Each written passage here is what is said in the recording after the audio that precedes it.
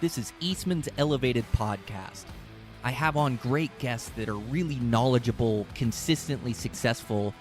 We're able to dive deep down the rabbit holes of these different subject matters of shooting, of physical fitness, of mental toughness and drive. All the different skills that make up a complete hunter that you can become. Here's your host, Brian Barney. Yo, what's happening, guys? Got a brand new Eastmans Elevated for you. So on today's podcast, I have on my buddy Cody Wilson. Cody Wilson's Instagram is Wyoming Backcountry Bow Hunter. I really like Cody. So I've been doing the Western Hunting Summits with Cody the last handful of years, and I just always really enjoy hanging out with him. So the guy's absolutely hilarious. I'd love to share my text chain I have with the guy, as I'm constantly getting laughs out of him. But he's just an absolute great bow hunter. He specializes in elk and in calling, so I thought this would be a timely one to get out to you guys as it's here in the beginning stages of September in the rut. And Cody is really good at calling in these bulls. So we dive into it, his techniques, his tactics, his approach, and the way he thinks about calling. I really enjoyed the conversation. I really like this guy. I know you guys will enjoy it too. I've been trying to get him on the podcast here for a few years. We just, we're always so busy with things, but I finally got connected with him. We recorded one and getting it out to you guys in September. So super pumped about this one. So we'll get started. Just want to thank a couple of my sponsors. I want to thank Savage. So Savage builds the best accurate rifles that are right outside the box accurate. They have a bunch of different models, different price points in them. Like I know the guys at Eastman's really like the 110 Ultralight. The 110 Ultralight has an Accu trigger, so you don't have to take it to a gunsmith to be able to adjust the trigger. You can do it yourself.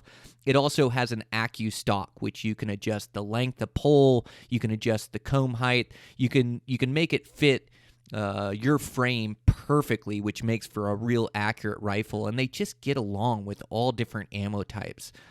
Super pumped. I put together a rifle that I've shot, and I really like the accuracy of it, and like I say, it just shot great groups, just any ammo I chose, had it sighted in within a few shots. Savage just builds great accurate rifles. So if you're in the market for a new rifle, make sure to check them out, and thanks to Savage Arms for their support of the podcast. I also want to thank Sig Sauer. So impressed with Sig Sauer optics. I think they build the absolute best rangefinders on the market. Do incline, decline, same range with light and dark targets. It'll shoot through grass on best priority target mode. And now you can put in the speed of your bow, which also affects the cut. So you can just get it perfect. Like last year, I shot that muley down a 50-degree slope and just put it on them, due to that great cut that Sig Sauer gave me. So you can check out their rangefinders, check out their glass. They're the only ones that are doing the image stabilizing binos. They have a new model out. In that new model, it has their higher-end glass in it. They do 12 power. They do 16 power and 20 power. They also have a pair of 10 by 32s, but I think the best bang for your buck are the 12 by 42s. That's what I'm using around my chest rig, and I just bought a ton of critters with those things. So beneficial to have this stable image. So you can check those out. Those are the Zulu 6s. And then they just have their new glass that they came out with, their Zulu 10s. So this replaces their Zulu 9 pair, and they're just great glass. So impressed by these things. So just got in a pair of 10 by 42s. I'm also getting a pair of 16s, and just so crisp. These guys have really outdone themselves, this R&D team, and they work really hard at it, bringing us the best glass. So I'm so impressed. If you guys are in the market for any new optics, make sure to check them out, as they're producing great products, and thanks to Sig Sauer for their support of the podcast. I also want to thank Black Ovis. Black Ovis is an internet retail shop that has absolutely everything you need for your next hunt.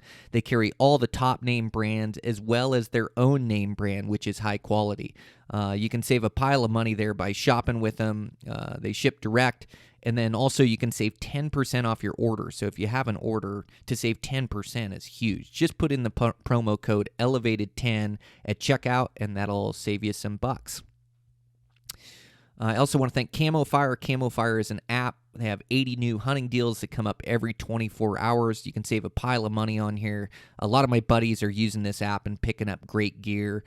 My buddy up in BC that you heard on the last podcast, I believe, Adam, he uses that Camo Fire quite a bit and has picked up some great gear from there. So make sure to check them out. You can download the app and look for those hunting deals that come up and save yourself some cash.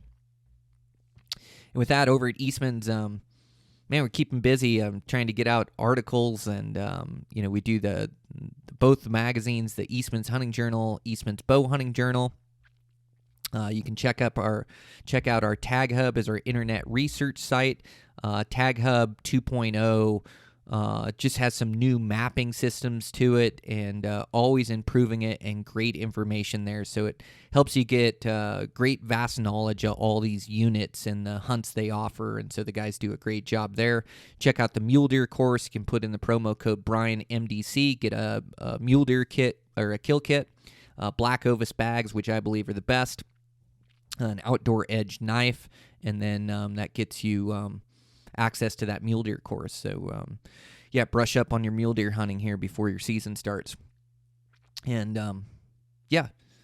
we had the Beyond the Grids, the new season of that. A couple of my hunts are on there, a couple of Dan Picar's hunts, and some more hunts being released. So, proud of how those films came out, and trying to produce some good films this year, which I'm super excited about. But,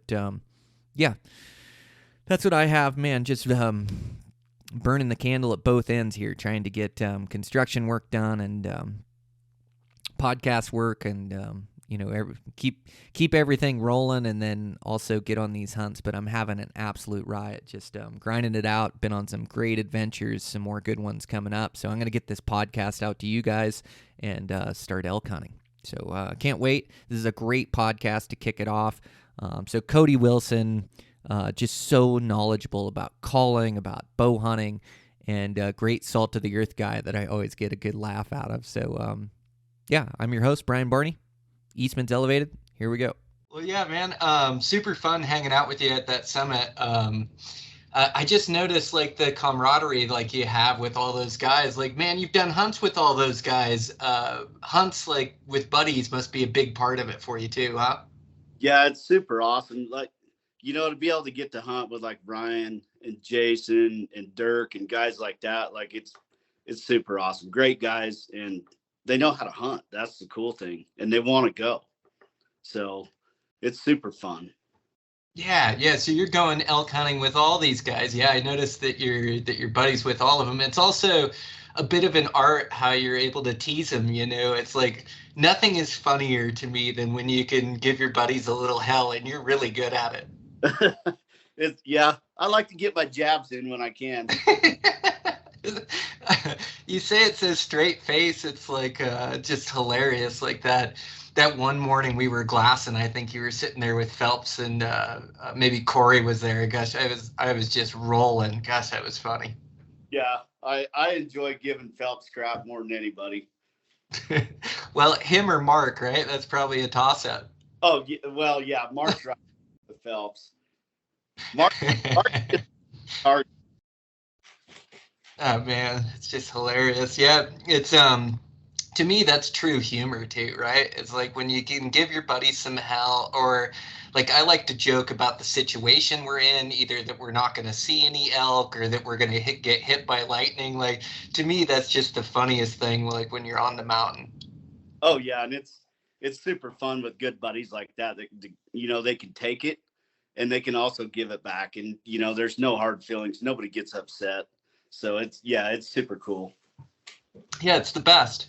It's like a big part of what we do, like you were saying. It's like for me, friends and family and hunting, but my friends are really important to me. So like being able to share these hunts and share some laughs and share some adventures is like a huge part of it. And you're going to like these wild places and chasing elk with these guys. It seems like when you have a shared experience with a buddy, it's just like it's like a a better friendship than like just having a beer with a guy, isn't it? Oh, absolutely. Especially in the mountains. Like, I don't know if it can get any better. You go spend that amount of time in wild places with guys and give each other crap. And like you build this camaraderie that's, it'll last forever. Yeah, for sure. No, it will. Yeah, I remember seeing Lampers hunting with you. They did that film, and then man, you called that bull right into his lap. And like you said, like it's fun to hunt with guys that are really good hunters too. Like not only do they have that instincts to make the right moves at the right times, like Ryan did there, and let that bull come right in and shot him in the front, like super close. But also like hunting with buddies as well, or like a real capable woodsman is so that you don't have to worry about them. Like if it starts getting dark, you're not worried about them making it back to camp or finding the way to camp. And I like that too. I definitely don't like babysitting. Yeah, for sure. Guys that are experienced, there is no worries. Like you're all experienced. You all know what to do in any situation.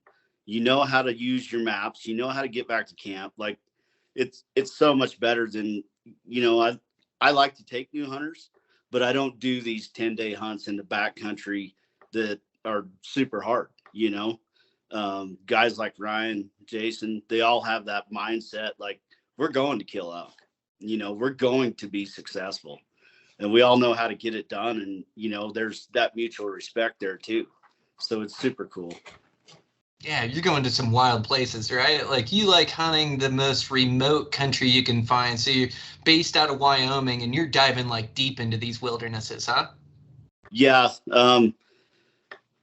We go as far as we need to find the elk. I like to find the elk that are untouched, but these places are, Wyoming, it's kind of like Montana, it's full of grizzly bears. Some of these places we go, it's tons of grizzly bears. You see more bear scat than you do elk tracks or any other scat. So yeah, some of these places are super wild. Yeah, it's definitely a little sketch, but I think to have like these to have these wild adventures and to have these wild experiences, you also got to have skin in the game. Like if there's no danger, then there's no fun. Like there's almost got to be a little element of danger. But those grizzly bears are gnarly. I know I hunt in real thick grizzly bear country, and man, I think I practice with my pistol and keep my head on a swivel. I camp in good spots. Like I do all the right things, and I think that's kept me safe for the last 20 years. But then you just think like some of these things that attack just come in so quick. So your experiences with them, you just are you like me where you give them a wide berth? If you're inside 100 yards, kind of back out of their area, try to stay out of where they are? Or what are some of your bear tips for hunting in absolute thick grizzly bear country? Yeah, definitely. Obviously always packing a pistol, bear spray. Yeah. And then, Can you hit anything with that pistol? I try to. I don't tough to say the heat of the moment if it was actually an attack, but yeah, I'm the same way. If you see a bear, don't approach it. Go around, stay away from it. We've had some encounters like at 20, 30 yards with cubs, and it helps to hunt in groups of 3 people or more. I think 100%. I don't know what the statistics is, but I can guarantee you the people that are hunting solo that are getting attacked, your chances are way higher solo than 3 or 4 of us than somebody getting peeled up pretty bad by a bear. You know what I mean? Yeah, that's a true story, Cody. Yeah, you're right. Like just having a buddy or like having a group definitely makes you way more safe in there. Yeah, I had a black bear charge me like a few years ago that I stuck with an arrow. Maybe I told you this, but I shot 9 times with my pistol. I didn't find my sights until the 7th shot. Like I grazed him once and hit him twice. I did the job before he got to me, but it wasn't too pretty. There was dirt flying, and I was just pointing my pistol at him. So that's what made me realize that I need to be better with my pistol. Just building myself a shooting process, like being able to find those sights, really practicing my draw and dry firing, like practicing my draw, finding the target, dry firing. Like I have a ton more confidence now because it does no good to have a pistol on your hip that you just never shoot, that you just figure you'll be good at it when it's time. Right. Yeah. It takes some practice firing the sights when you're trying to it's super helpful to practice that stuff. Yeah. Which pistol you packing? So right now I'm packing a Glock 10. Mm-hmm.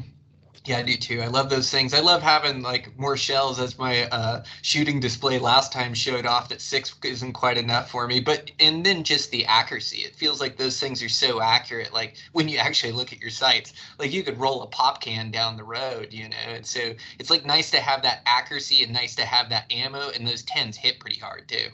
Yeah, absolutely. Yep.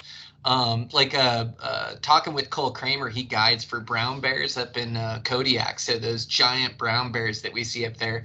And he says that our bears have a worse attitude than those brown bears. They're just like, they're ornery. Inland grizzly bears are just angry, aren't they? Like most of them mind their manners and go the other way. Like what I worry about is that 100 yards fight or flight. I worry about sows with cubs.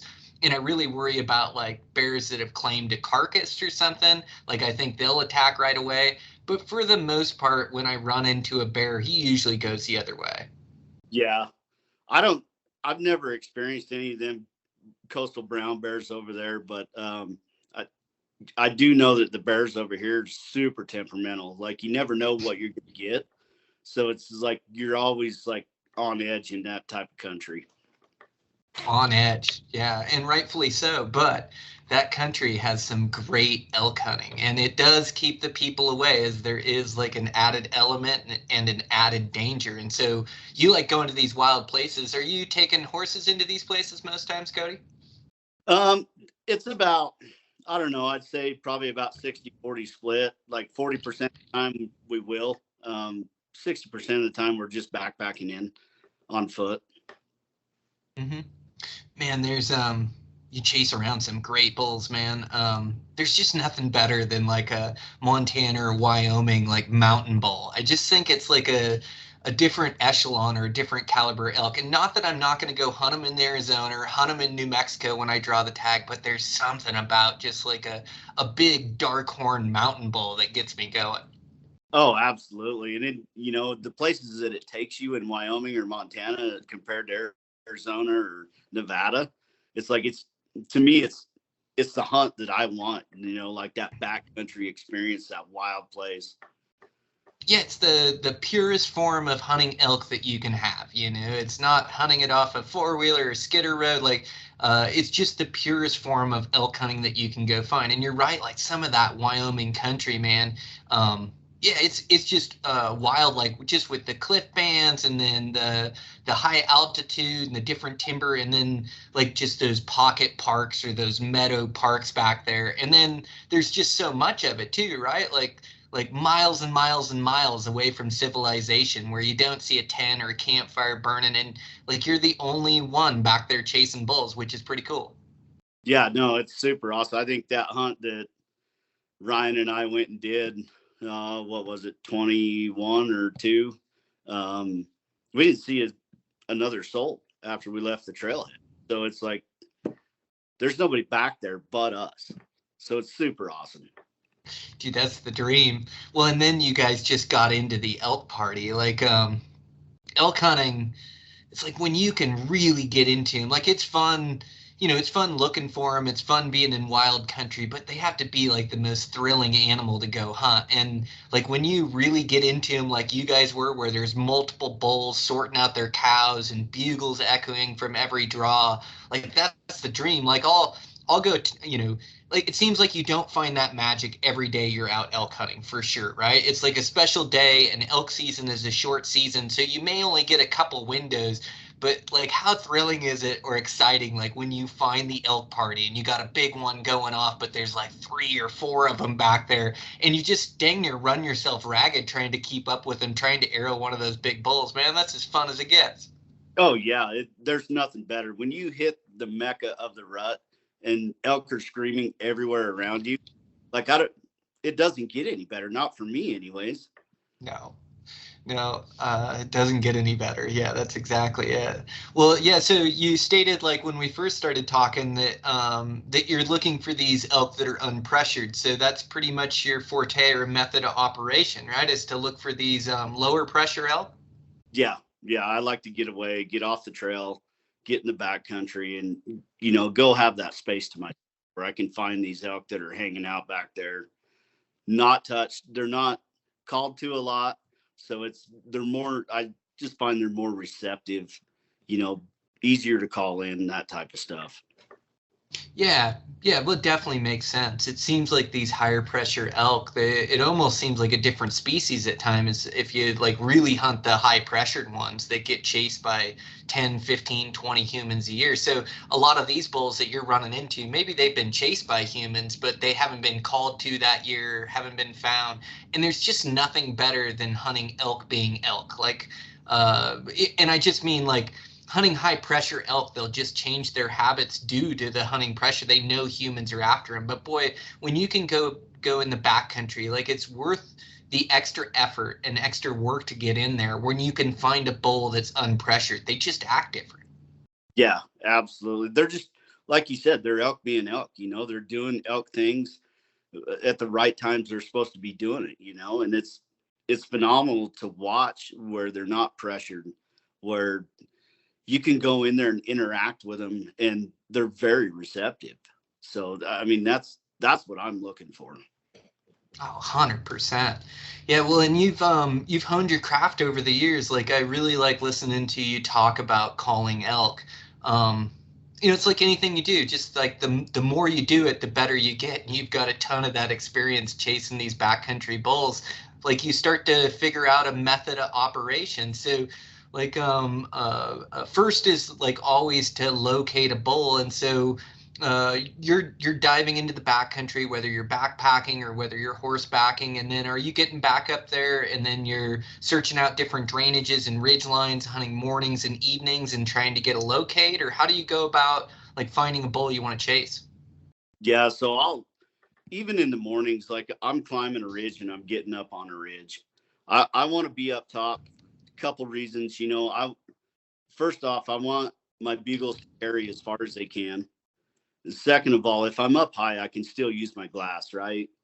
So it helps a lot. And then, when I'm bugling, locating off these ridges, like every drainage, I can cover both sides just by bugling. So now I've doubled my odds, right, to finding elk to locate. And then the other thing about that is as long as I'm hitting that high note up on top, it just seems to carry further down these drainages. So I'm just covering as much country with my bugle and my glass as I can to locate these elk. Oh, that makes good sense, Cody. So yeah, you're taking the high ridge lines and not too worried about your scent going downhill in the morning as you're just trying to locate first before you're going to hunt this elk. So you work these ridge lines and then you're bugling off either side, make a bugle, like hold really still and then listen for an answer to echo out of one of these canyons. And then you got a bull, huh? Yeah, absolutely. And I may even, if I get a response down in a draw, I may test him two or three times just to see, do I hear cows? Does it sound like a herd bull? The other things are like, where's he going? If I'm up high, I can see all this stuff and I can hear it. Oh, that makes sense. So you're trying to like get the best feel for what this bull is doing also. Like you're trying to get a feel for if he has cows or if he's by himself. So like how do you tell if he has cows? Does he tend to bugle a little bit different? Are you listening for cow sounds, or how are you making out if he has cows or by himself? Well, if I'm close enough and I can hear cows, that's an obvious indicator. But also being up high, I can glass them. Most of the time I can see. The other part is what does his, bugle sound like? Does he sound like a more mature bull? Have a little weak bugle. Now, not always 100% of the time can you tell.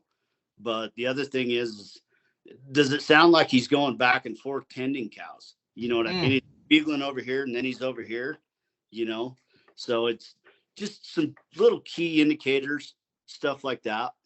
Oh, just nuances. Yeah, like you're collecting data and information, like as this thing's bugling, and also probably reading his temperament, right? Like so much of this calling in bulls, at least when I used to do a lot of it, well, and even spot and stalking him, like is kind of reading the mood of the bull too. Is like how fired up is he? Like how you can kind of read that in the reaction of the bugle as well, right?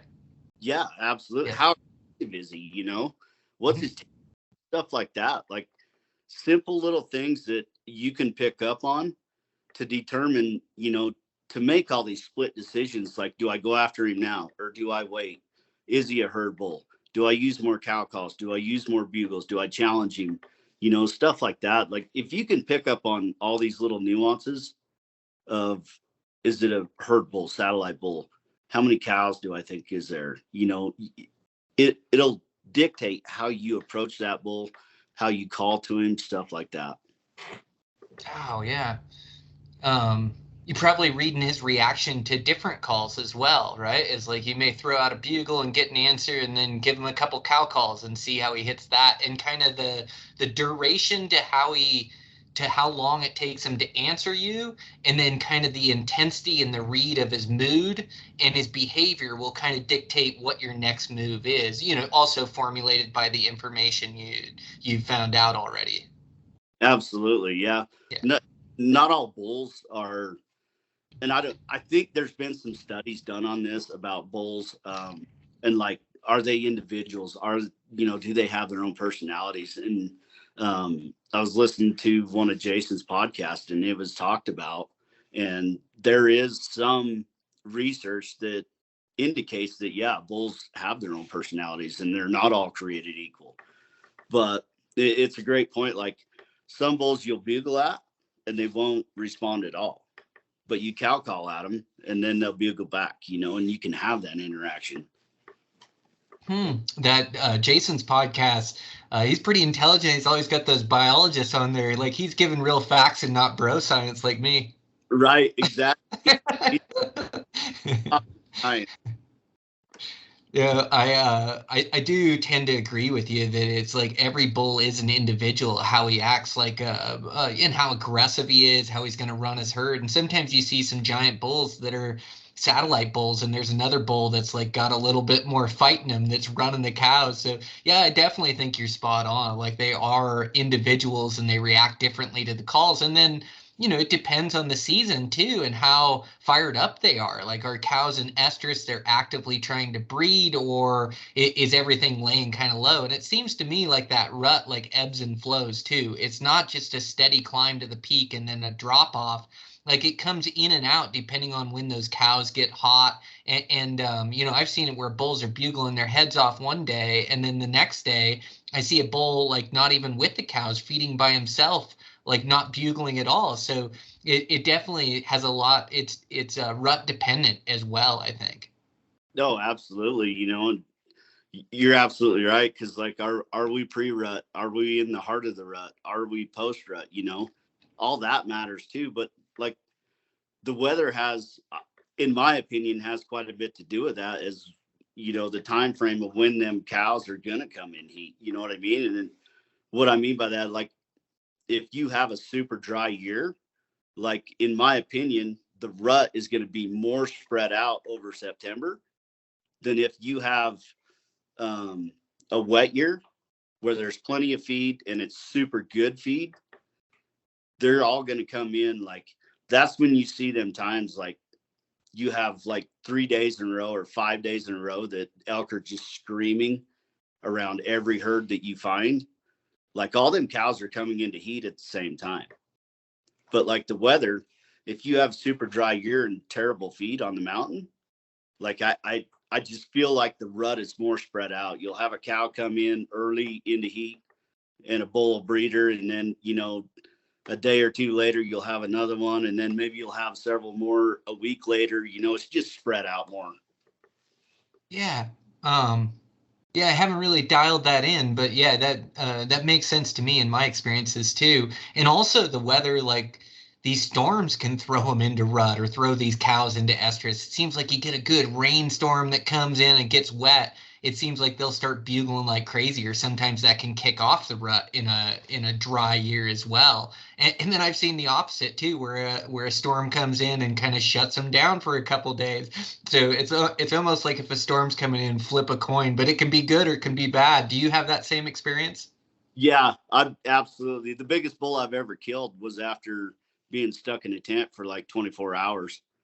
And then we got a break at like 3 p.m, went out and we went over one hill and elk were right there screaming. And I stuck a 360 bull, the biggest bull in my life. And it was just crazy rut fest. But I've also No. the way too, like you're saying, it just shut them all up. Yeah, exactly. Guys, that's a big mountain bull, big 360 bull over the ridge from camp and big rut fest. Man, that's the best. I do think that's when you kill big bulls, is when you get into them and there's that competition back and forth, like when they're really fired up. Just seems like you can get on them and work them. Oh yeah, absolutely. It's when it's crazy like that, usually you have bulls all around the herd, not just the herd bull, but you've got multiple satellites plus raghorns. You've got every dynamic there in the herd that you want. And it's just crazy. Yeah, it's best. So okay, we're working ridge lines, and you all of a sudden you hear a bugle, and you judge them. And I'm like you, I can pretty much tell from the sound of the voice, what type of bull it is. And sure, I've been fooled, and sure, there's a great big bull with a pretty bugle, but most of the time they're just raspy, and like I was chasing a bull last year that was a big 350 bull that was nicknamed the Dragon, and half the time he wouldn't even bugle the high note. He'd just like growl and roar. It was just so raspy. So you can kind of tell by the sound of the bugle. So say you find a good bull and he answers you down in that canyon, and you said you called to him a couple times from the locate position, probably just to get to gather that information that you were talking about, and also to get his exact positioning. And I always like to see him. It seems like I hear a bull, it seems like the next goal for me is always to see that bull and see what he's doing. So I'm glassing for him and looking for him, or getting to a place where maybe I can see him. So what's your next move? Like after you've located one, it's a bull that you want to shoot. You taking tabs on the wind and going to try to move close into this bull, or what would be your standard MO on a bull like that? Yeah. So after locating, there's, some key information I want to pull in really quick. What time of day is it? What's the wind doing, and where is that bull at? And also, where's he headed? Are they headed to bed? Well, maybe my best play is to wait and let him go to bed, put his cows to bed and lay down. And then I go into his bedroom and try and play with him. But there's definitely, I want to pull in that key information, and I want to have him pinpointed. Because if I am going to drop down and circle around on him, if it's super early in the morning and I've got time where the thermals are going down, I want to know exactly where he's at when I go and make that play. Oh, see, Cody, I think this is the difference. I think this is the difference between good callers or callers, and then like really proficient good callers, next level callers. I think it's like more so than the noises we're making. It's like being an elk hunter and really using those instincts to figure out where that bull is headed, and trying to put yourself in front of them, or trying to just have a formulated game plan instead of just like chasing after this bull, calling at him and chasing him, and having them respond back and having this correspondence. Like I see so many times that guys are just chasing these elk and they kind of abandon all their elk hunting instincts or skill set. Like they'll end up walking right in the middle of the park and walking right into the herd before seeing them, or like not paying attention that they're going to their bed, and then they just take up chase behind the elk, following them all the way to their bed, and elk are either walking away from them, or they're bumping into them once they get up. So I really think that's what separates like the men from the boys, so to speak, is like just that elk knowledge of yours, like really trying to see where that bull is headed and trying to formulate the best game plan to kill that bull, instead of just the correspondence back and forth. Yeah, exactly. Like you talked about chasing bulls, and especially like herd bulls. There's a very low percentage that you're going to get that bull to turn around just by following him and calling to him. He'll probably have that interaction with you, but he's not going to leave them cows to turn around and come mess with you. Like, I've found the best way to kill them big bulls is get in front of them, you know? Oh man, isn't that it? If you get in front of them or you get to where they wanted to head in a couple calls, it makes you look like the best caller in the world because they just come trotting in because that's where they're headed anyways. It Yeah. makes so much sense, Cody. So Yeah. so you're hearing this bull and then you're formulating a game plan like, oh, he's down in this meadow down in here. He's working his way up this side hill. All right, I'm going to work up the side hill as well. Instead of diving down in after him, I'm going to work alongside him on this side hill and try to beat him to his bed or maybe call him to the side. It's always tough to call bulls backwards from where they just were. Like they don't want to come back to where they just were. They want to head to where they're going. Or like if you make it easy for them in the same elevation to just slide over and see it because they're already there. But that coming back to where they are, it just doesn't work that often, just like you're saying. Yeah, no, typically it doesn't work. Now you can call them in like you were talking, like if I'm on contour on the same level as the bull, now that's a different story. I got a good likelihood there of having a chance to call that bull in, but chasing him and just following him, they're definitely 9 times out of 10 not coming back, you know, especially if they're headed to bed. Like you're better off just wasting the morning watching them, taking tabs, keeping track of them, and just go where they want to go or following them and then getting in his bedroom, coming in above him when the wind switches and trying to kill him then. Oh wow. Okay. So like if you don't have a good play on them or can't get to him, because a lot of these elk we locate are so far away and then they're moving so many miles. So a lot of times you're just going to keep tabs on this bull, know where he is, and then you're going to formulate your good plan for like late afternoon, or I guess you said after the thermal switch. So you're almost middle of the day, and then you're coming in to his bedroom, and then you're going to try to call at him that way. Yeah, absolutely. Some people say that, you just mess bulls up going into their bedroom, but I'd tell you right now, Brian, I've killed the majority of my bulls. I would say like 80% of my bulls I have killed in between 10 o'clock and 2 o'clock in the afternoon. Wow. Like it's so successful for me. Wow. That surprises me. Yeah. So like when you move back in middle of the day, so the key is to know where to hold up then, right? So you're not bugling at this bull the whole time, or you're not cow calling at this bull this whole time. Like once you locate him and you kind of hear him bugle, then you're making moves or formulating this plan. So if it is in his bed, like you kill the majority of your bulls, you're going to kind of see where he puts away, not call at him the whole time. And now you can kind of go, okay, he's in that timber pocket in there. And now you can kind of sneak above him and be able to hold up close enough to him to where you're going to annoy him or he's going to want to come see you, but also like not too close where you're bumping him. It's probably like a fine line. That's probably where like a lot of the art comes in, I bet. Yeah, absolutely. I mean, once I've got him located and I can track where he's going, like there's no need for me to keep calling that, right? Because it's just wasted effort, basically.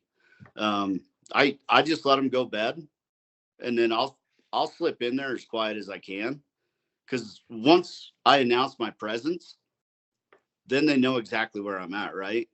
So if I can slip in there and get within that 100 yards, I want to trigger.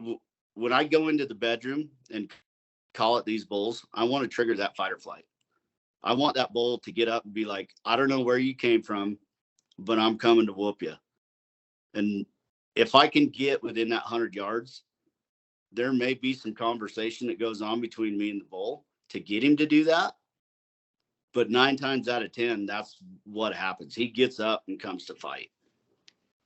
Man, 100 yards. That's it takes some spot and stock skill to like not bust them in the timber at 100 yards. So you got to be moving slow. You're glassing in front of you for cows, glassing for the bull, and then probably echolocate and like listening for him to bugle or in there and go, okay, he's a little bit closer. But 100 yards is pretty close even in that cover. Yeah, absolutely. I don't like to give guys like, hey, if you do this every time, make this sound at them every time, it's going to work. I'm more like, put all these things in your playbook, and even spot and stock comes into that too, right? You've got to be able to get close, because if you can't get close, you're not going to kill an elk with your bow. So I use everything like to your advantage. It doesn't matter if it's me, Jason Phelps, Joel Turner, whoever it is, whoever you like, whoever you want to follow, like all of them teach something, but put all these things in your playbook and try them, you know? Oh yeah. Yeah, I think you're right, cuz like we were talking about, every bull's different, every situation is different, and it seems like the code to unlock that is kind of ever changing. It's like the one thing that worked on this bull may not work on the other one, and you do build like some tendencies. Like I bet you have a protocol of things you go through. So once you sneak into that 100 yards, are you going to let a couple cow calls go? Are you going to let a bugle go, or it changes depending on the scenario, right? Whether you have cows or not, or what's your go-to, Cody? Yeah, so it all depends. Do I know exactly where that's the first thing? If I don't, then what I'm doing is a couple soft cow calls, and all I'm doing is trying to elicit that response so I can, definitely pinpoint that bull. And then once I've got him pinpointed, now am I within that 100 yards or am I not? So if I can pinpoint him with a couple cow calls, I may shut up again and move forward. And I'll keep moving until I get to that point to where I feel like, hey, all right, now I can scream at this bull and trigger that fight or flight, right? I keep it very nonchalant until I'm within that 100 yards. So when I say nonchalant, like just cow calls, soft, easy, nothing that's threatening or anything like that.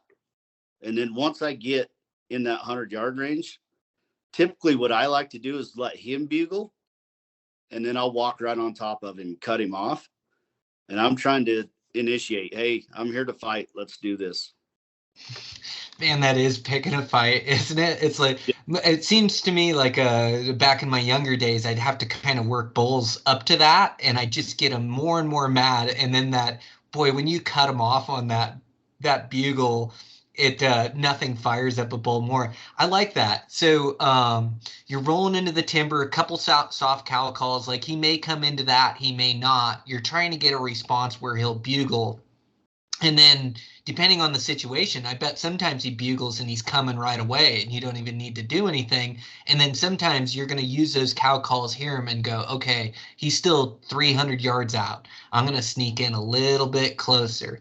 And then I love that you're not even bugling to start the whole sequence, that you're actually, trying to let him bugle. And the moment he does, you're cutting him off. That would infuriate me. And I can just imagine like those bulls. I bet that does elicit a pretty quick response. Like, man, he is coming right now. Like you've just snuck into his cows. Like you're in his bubble. He doesn't have any choice at that point. He's almost got to come fight you off.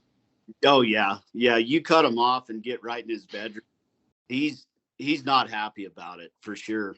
And 9 times out of 10, you're going to have some sort of look at this bull to where he's going to come investigate. And then, from there, it all just goes into, what is your setup? Where's your hang up points? You've got to determine all these things and set up in great spots to where either that bull has to come look and you're within that range when he comes to look, that you can get that shot.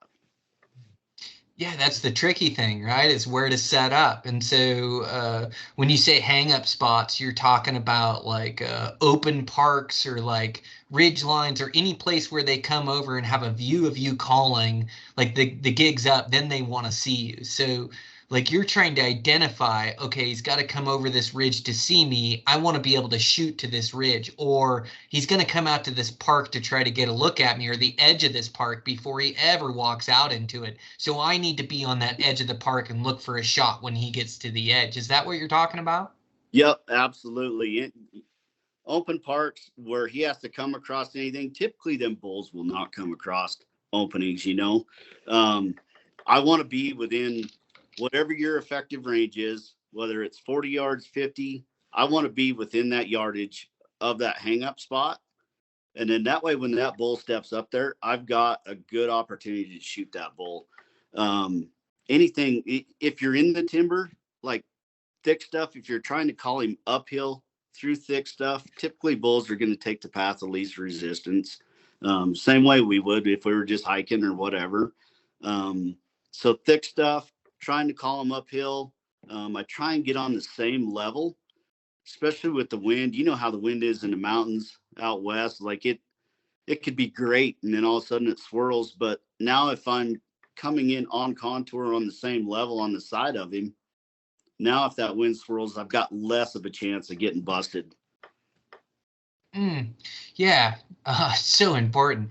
So yeah, I like what you said. Like, they take the path of least resistance. You can tell as you're walking around the woods, as you're following an elk trail, like how they move through the mountains. So you can almost foresee that when you're calling in a bull, when you've got a bunch of downfall timber in front of you, like he's obviously going to come around that. And I heard a good tip too when you were talking to some guys there at the Western Summit.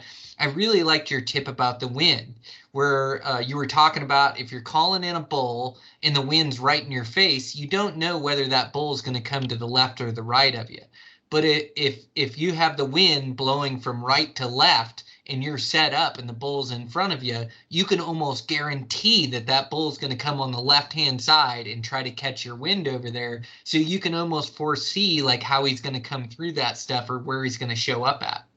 Yeah, absolutely. So if I use the wind as like a steering wheel, what I try and do is put that wind right on my right cheek.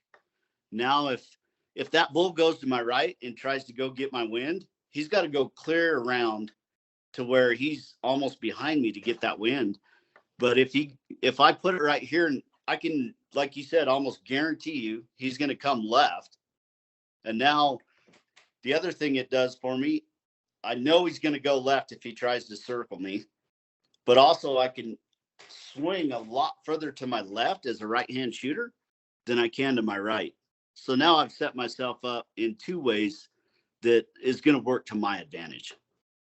Yeah, I'd say it's like one thing to call in a bull, it's another thing to shoot him. Like that's where the chess match just begins, getting the bull to come in. They're so tough to get a perfect arrow in as well as they come in, they're looking for those calls and they're on high alert. Like at this point, spot and stock is out of the game plan or out of the realm, because the minute you move, they just pick up on that movement so well. So if they're coming, it's like you got to hold still where you're at. And then it seems like they'll catch you drawn quite a bit too. So gosh, you got to be strategic, like when you draw, when they're coming by limbs, when they're coming by a tree.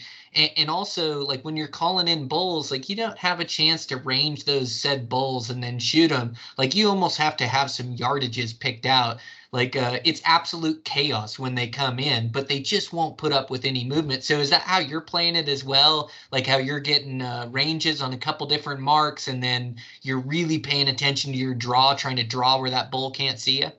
Yep, absolutely. So I'm always getting 3 or 4 ranges. I try and do like 20, 40, 60. So I've got a good idea of what the distance is. And then, yeah, if I'm calling a bull uphill or there's some sort of terrain feature that they got to come over to see me, as soon as I see antler tips, like if it's open, more open, I'm drawn as soon as I see antler tips. If there's a big brush pile or, some shrubbery or something, I'll use that to my advantage. They go behind that, I'll draw, or, thick timber, they go behind something. If I can't see him, more than likely he can't see me, is kind of the approach I take to drawing. And I'll use any of them points to go ahead and draw my bow and get ready. Yeah, it's smart. So like with the sounds that you're making, like you talked about your locator bugle, you really like that high note. Seems like that high note really carries to like locate bulls is the reason that you're using that? Yeah. Yep. So I use the example of like, if you bugle next to your buddy and just do a growl, he doesn't have to plug his ears. He's fine. But I want that high note that rings the ears. And so if I hit that high note, my buddy standing next to me, he's usually doing this because he doesn't want ears ring. So it's the same on the bulls. I want to ring that bull's ear to get his attention and get him to answer back. Yep. And then as you're getting in close and you're making your strategic setup, you're making a couple cow sounds, probably not many cows in estrus or anything yet, nothing too fancy. Couple cow calls, see if you can elicit a response. And then you're going to get close. And your go-to, it sounds like, is to really pick a fight with that bull, is to get into that 100 yards and then scream a bugle, cutting them off, or like giving them no choice but to come check you out. Yep, absolutely. I'm 90% of the time I'm trying to pick that fight, but the other 10% is like I'm trying to figure out what's the demeanor of that bull. You know, if he's not responding to bull sounds, then yeah, I'll go to like estrus whines on cow calls, stuff like that. Yeah, I used to love that estrus wine used to really get their attention. It seems like I would try to get in close and then give them some cow sounds and then maybe an estrus wine or something like that. It seemed like that would seal the deal for me, like back in the day quite a bit. But it is like reading these bulls' response as well. And I heard another thing that you said where you're really trying to copy the bull. So let's say you move in and it's not a perfect scenario, and now all of a sudden, like, you call it that bull and maybe he was 100 out, maybe he was 150, and he responds, but he's not coming in. So like, are you going to take this chance and try to keep moving in closer to the bull, and then also like pay attention to like what he's responding to as far as a bugle or cow calls, and then try to really key into that? Or how are you reading this bull's reactions? So whatever, if the bull just won't come in for whatever reason, as long as he's not moving, I'll take that opportunity. And I like to call it like seek and annoy. So kind of like copy, where like, oh, I know you are, but what am I? And then you just go back and forth. The biggest thing I like to tell guys that haven't called a lot, if you don't know what to do, then go ahead and just copy the bull, mimic the bull. What is the bull doing? But on top of that, you've got to match his intensity. And the other part to that is always get the last word in. Never let that bull bugle and you don't respond, right? And even you could even take that one step further. If you're matching his intensity and copycatting him and he still won't break and come, then I'll start on top of him, cutting him off. It's all this game where like you're trying to annoy him and play this copycat game, but at some point you're trying to escalate this to where he gets mad. And it sometimes it helps as a caller, like if you get mad too, like, hey, let's do this, I'm getting tired of waiting. But yeah, I mean, copycat him and then match your intensity. And if it still doesn't work and he won't break, like go to cutting him off. Like at the end of his bugle, you start yours, and do the same thing. Oh, that's interesting. Yeah, I haven't heard that, like, get the last word in. So I'll definitely have to pay more attention to that, like getting the last word in. Like a lot of times, seemed like I wanted to call like sparingly. And like sometimes when he wouldn't get a response out of me, or me not answering, sometimes would like fire him up more, like, hey, where are you? I thought we were doing something here. Like, where'd you go? Or what are you doing? Like I've seen that happen as well. But yeah, that's interesting, getting the last word in. I'll have to remember that. And it is like you can just hear the intensity in that bull's voice. It's really like reading him. And you can see the longer that you do it, the more and more fired up he's getting, the madder he's getting. And he finally like hits this breaking point. It seems like if you can keep annoying him. And then the other thing is like making noise too. Like, I've seen you break sticks and really scrape. Like, I think that adds to the whole story that you're trying to tell. And you probably called in bulls just from scraping as well, with not much calling too, right? Oh yeah, absolutely. The more Oh, real wow. that you can add to it, like I've had bulls where I didn't even make a call. I just raked because they were being so quiet. It's like, I'll just go to raking and have bulls in my lap. So any of that, like walking through the woods, and if you're trying to mimic an elk aren't quiet walking through the woods. Like I'm not afraid to step on sticks or break branches. Now if I'm slipping in on a bull, that's a different thing, to try and get to that 100 yards to cut him off as soon as he bugles. But as far as just moving and calling the elk, no reason for me to be quiet. Like I could break branches, step on whatever, and I'll use raking quite a bit. Oh, wow. So when you're raking, you're just finding you don't pack an antler with you. You're just like grabbing a branch and then just breaking branches and making noise and kicking rocks and things and just making a ruckus that he can hear then. Yeah, absolutely. Just trying to sound like an elk going through the woods. And then, for the raking, like there's some trees that are better than others, but any tree will work, brush, whatever. Just pick up a stick and just beat it up and rake it. And, I'll take the stick and just put it right against the tree after I broke some branches and just up and down that tree just to mimic that sound of the horn rubbing against the tree. Man, yeah, it's a pretty low impact play too, just to see what's going on. And I bet sometimes it like elicits a response just off that. Like he'll hear you raking and then bugle at you that way too. Oh, absolutely. Yep. Yeah. You can hear that bugle just by raking. Mm-hmm. What I heard, I think Remy told me like a couple of years ago too that he took his water bladder, pulled his top off it, and then acted like he was pissing with his water bottle or something. Like,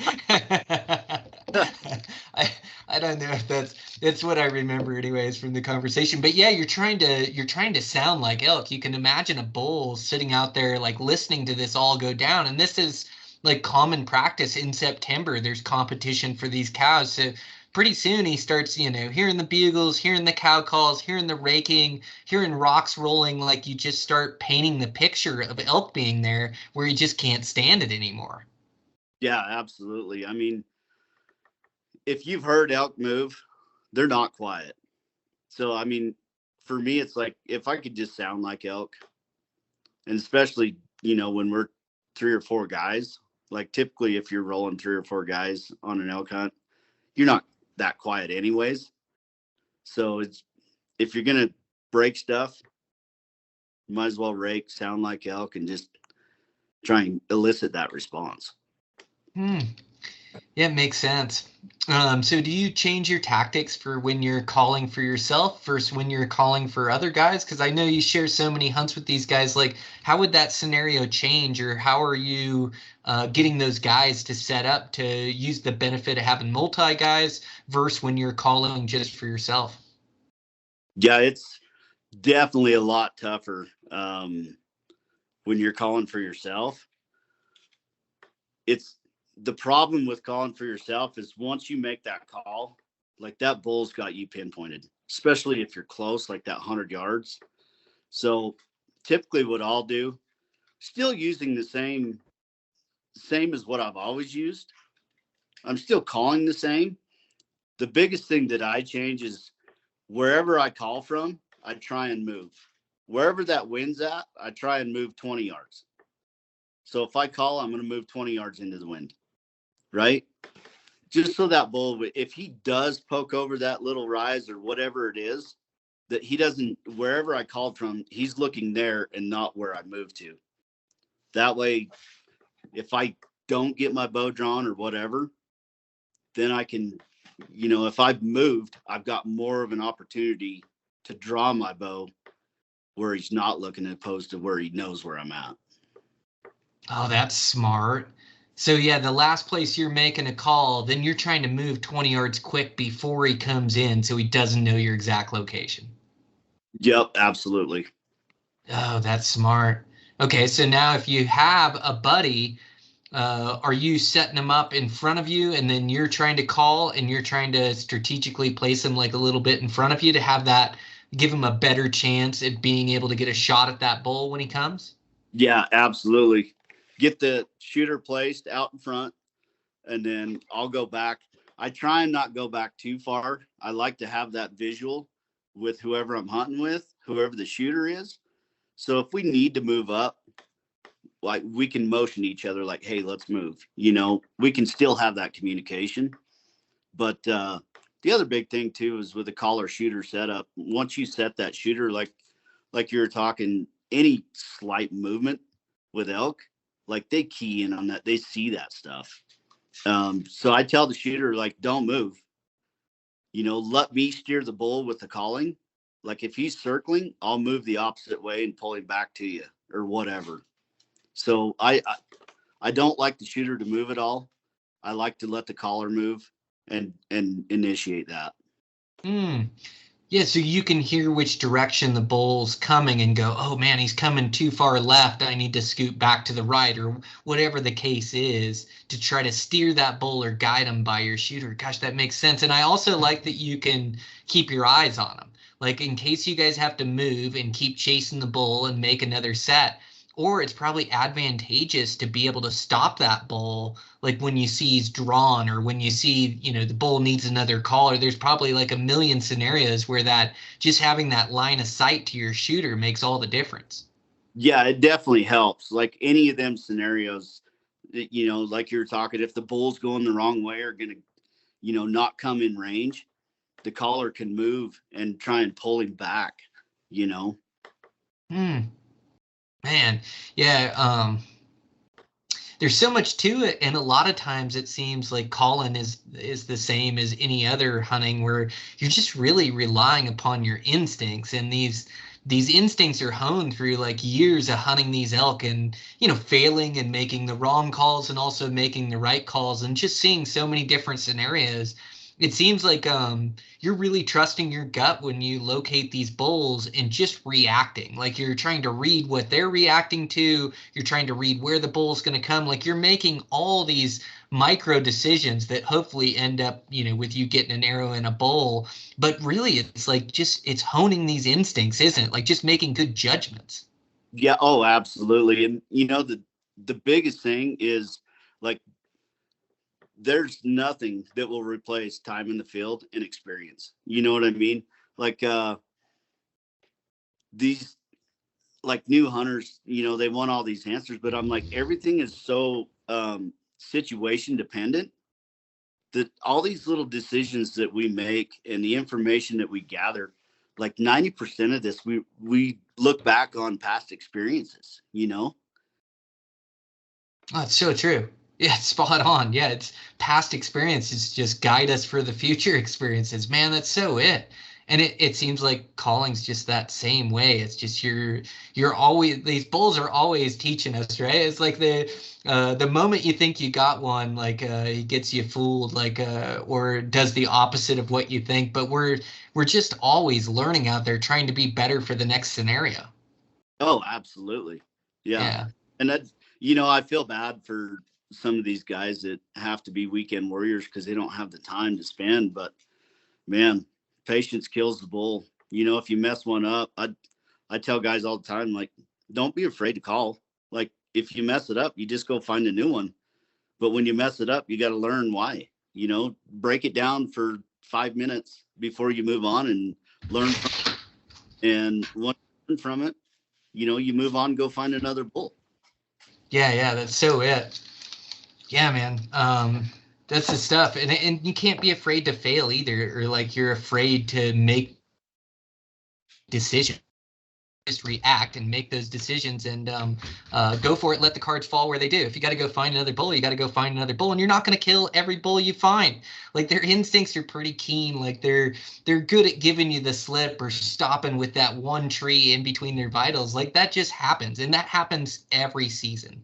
I don't kill the first bull I go after, very rarely. It usually takes me a couple or a few encounters, and I imagine call-in's the same way. You just don't call in every bull that you find. It's like you try hard, you go in there and see what he's reacting off, but maybe the wind swirls or maybe it wasn't the right setup.